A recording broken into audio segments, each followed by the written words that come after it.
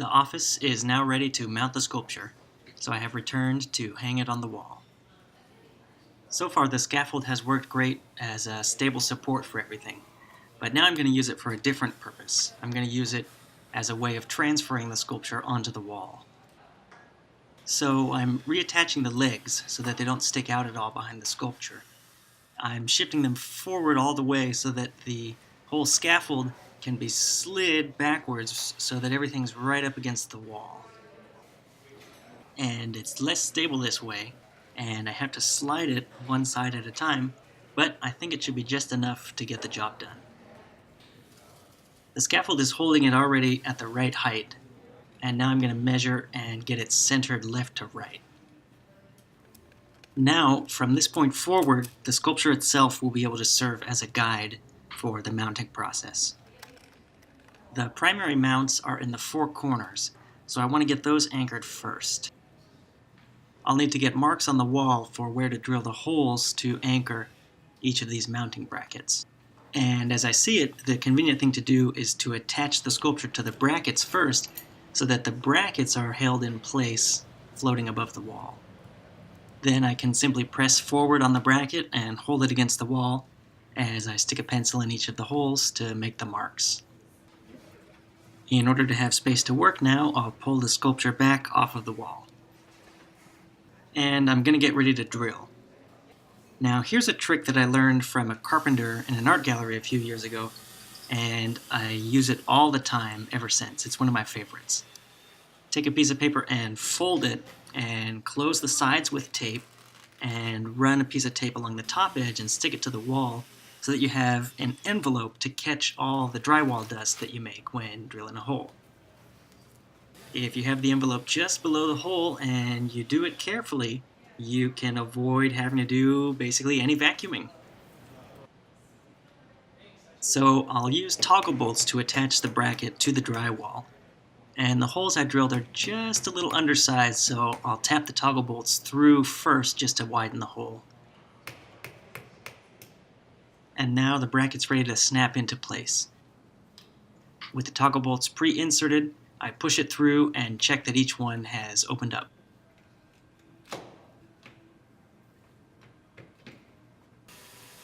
And then I advance the screws all the way, get it level, and tighten the screws to their final tension, and the bracket is solid.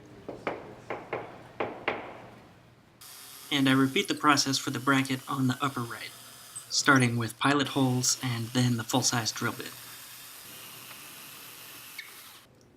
There's a moment of anticipation when inserting the toggle bolts. I'm looking for the telltale sound of each of them snapping open. Ah, just like that.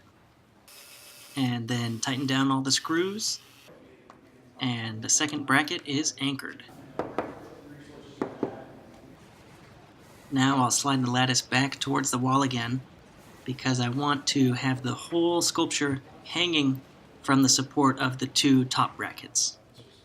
So I attach the top corners of the lattice to the brackets with the machine screws, and that way the lattice will be relaxed and in place so that I can have the bottom brackets be positioned to mark the locations directly.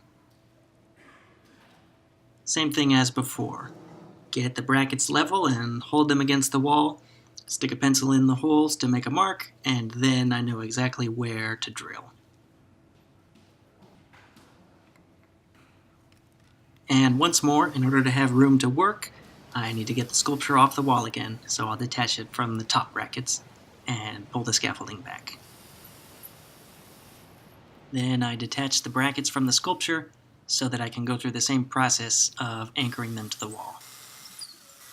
Off camera, before beginning with the drilling, I went through and used a stud finder to make sure that I wouldn't be drilling into any studs. Because the studs in this wall are made of steel, I was able to use a magnetic stud finder, which was super easy.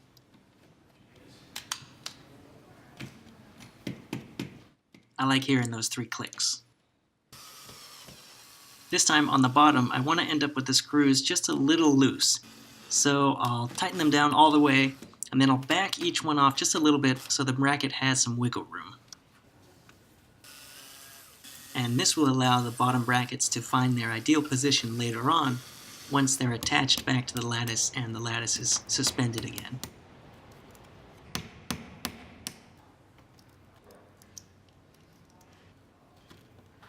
And here come the 3 clicks. Oh yeah.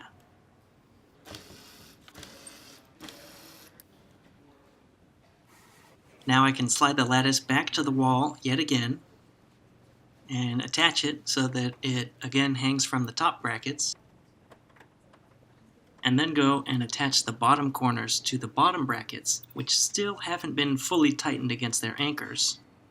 So now the bottom brackets are allowed to settle to right where the lattice wants them to settle, and then I can go and tighten the screws against the anchors to fix the bottom brackets against the wall. And now for the first time the sculpture is hanging on the wall by its 4 corners, and I'd like to check the amount by which the sculpture can bow in or out. As I suspected, it's too much. For example, someone can grab hold of a disc in the middle and push and slam the center into the wall. So I've come prepared. I've got a few blocks like these that I'll use as standoffs to fix the lattice the right distance from the wall and constrain it, not let it bow in or out at all. So I'll take 2 of these and put them on the middle of the top edge and the middle of the bottom edge. And I'll just attach them to the lattice to start.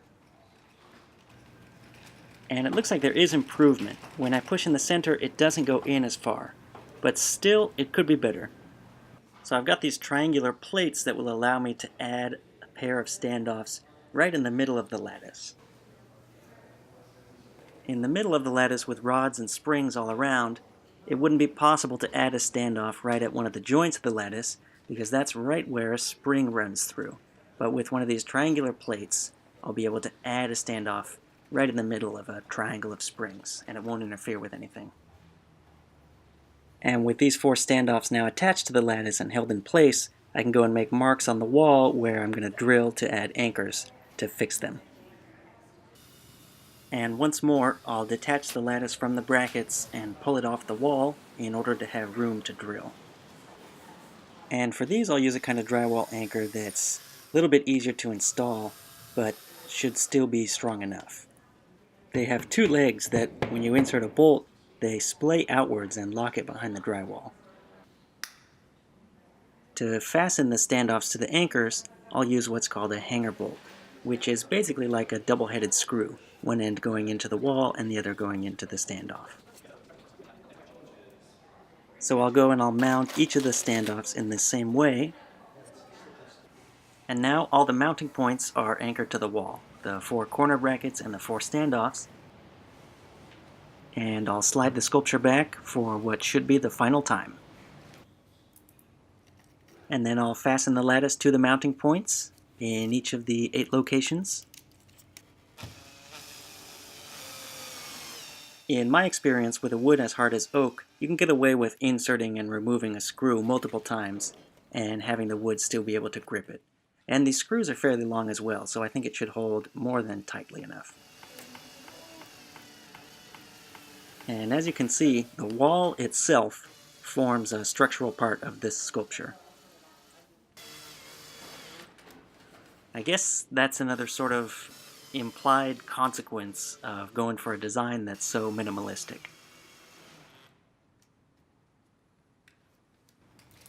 Now the final check, and it's satisfactory. The lattice is nice and rigid. The only thing that's really free to move are the pivoting rods themselves, which is just how it should be. And now, at long last, the sculpture is ready for launch. Time to detach the scaffolding. I'm feeling a kind of satisfaction as if from an unboxing or peeling back a protective film of a new product fresh from the factory. And there it goes. Now the sculpture stands on its own. It looks great. And as you can see, I'm coming to grips with taking in the finished work for the very first time.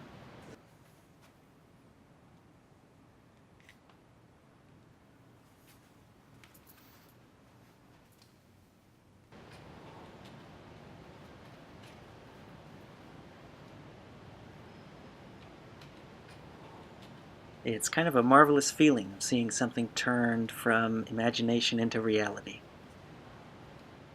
And it's really a privilege to be able to work on something that's such a labor of love.